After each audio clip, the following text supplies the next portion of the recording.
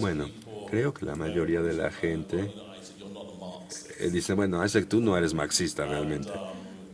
Y puede ser que sea verdad, pero también podría ser que no sea cierto en el sentido de que soy alguien, cuando empecé a hacer obras, una de las razones, de hecho, por las cuales México es muy importante para mí, es por el hecho de que Trotsky vino a México. Y de hecho, yo no era marxista, yo era trotskista. Y en mi juventud, en mi primera juventud. Y tengo que decir que creo que con Marx, la relación por la que alguien como David Harvey o incluso alguien como James Corbyn dentro de la escena política británica,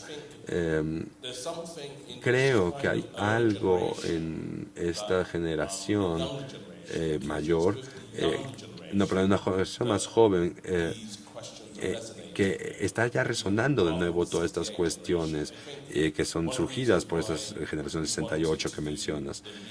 Una de las cosas por las que quisimos hacer la lectura de Das Kapital o El Capital era para volver a la fuente, escuchar el sonido de esto. Claro, yo no he leído El Capital, tampoco. No mucha gente que yo conozca lo ha leído entero. Y lo interesante acerca del lugar donde se leyó era que en esencia Marx era un filósofo y básicamente estaba analizando de una forma muy cercana lo que estaba pasando en Inglaterra en el momento en que él escribía como en el que escribía dando una descripción muy vívida de la pobreza, de una o de la forma en que el capital funciona dentro de la fábrica. Es una especie de análisis, es una lectura muy cercana y es muy interesante tener esa especie de resonancia y pensar en que esto fue escrito en Inglaterra. Y claro, la ironía de esto es que Engels era dueño de una fábrica y si no fuera así, el capital nunca se hubiera escrito. Así que la cuestión del capital no era muy importante para Marx, pero alguien pagaba todo por él, claro. Así que creo, está eso y también, bueno, se podría decir que alguien tiene que pagar mis películas, así que la idea del capital no es una idea escapista, ni siquiera por un instante, sino más bien creo que se podría decir que sí. En Venecia, perdón, fue muy controversial. Hubo quien pensó que era demasiado didáctica esta obra, demasiado panfletaria, o que no era lo suficientemente sofisticada. Pero yo pensé que era muy interesante el hecho de que la gente fue muy intolerante en algunos casos hacia la idea de que este libro se leyera y el hecho de que fuese algo que resultase interesante para una generación más joven, porque cómo podría ser que el éxito de Jeremy Corbyn, que tiene que ver con miles y miles de jóvenes que se han sido atraídos a su partido. ¿Por qué está sucediendo esto en este momento particular de la historia?